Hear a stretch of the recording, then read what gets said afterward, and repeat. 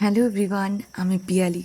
বাইরে দেখো ভীষণই অন্ধকার আর কুয়াশা জমা, কিন্তু এখন 5টা বাজে। ঘরে এসে টুকটুক করে কিছুটা কাজ এগিয়ে নিয়ে ব্রাশটা নিয়ে নিলাম। বসে বসে এবার ব্রাশ করব, তারপরে চলে যাবো স্নান করতে। স্নান করা হয়ে গেলে ঠাকুরকে একটু খেতে দিয়ে যাব রান্নাঘরে।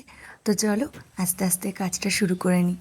চলে এসেছি রান্নাঘরে। রান্নাঘরে এসে প্রথমেই ফ্রিজ থেকে আটা মাখাটা বের করে রেখেছি, আর এখন আলু কুচিয়ে নিচ্ছি। আলু ভাজা আর রুটি করব। কাল রাতে পেস্ট্রি কেক নিয়ে এসেছিলো বিভানের বাবা, সেটাও দিয়ে দেবো টিফিনে। আলুটাকে ধুয়ে নিয়ে বসিয়ে দিয়েছি। আর জানো তো, বাড়ির সবাই এখনও ঘুমাচ্ছে।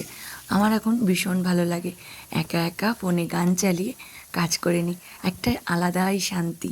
কিন্তু আগে যখন দেরি হয়ে যেত ঘুম থেকে উঠতে, সমস্ত কাজ করতেও ভীষণ কষ্ট হতো। আজ তবে আসি, আবার দেখা হবে, গল্প হবে অন্য কোনো ভিডিওতে। ততক্ষণ সুস্থ থেকো, ভালো থেকো, সবাইকে ভালো রেখো। টাটা।